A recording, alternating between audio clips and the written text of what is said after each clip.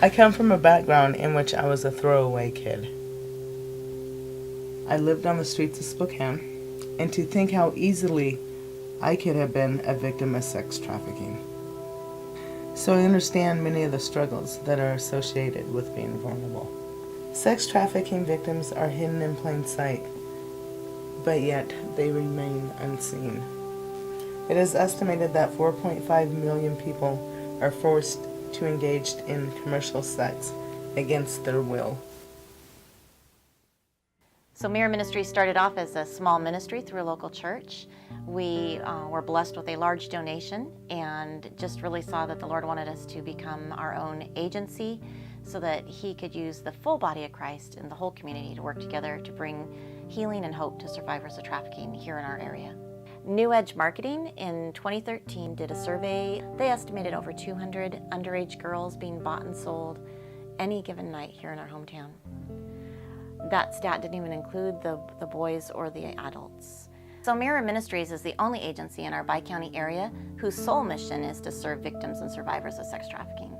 We do this through direct victim services, walking alongside the client on the long road to healing, helping them to define the goals that they have for their life, and supporting them on that path.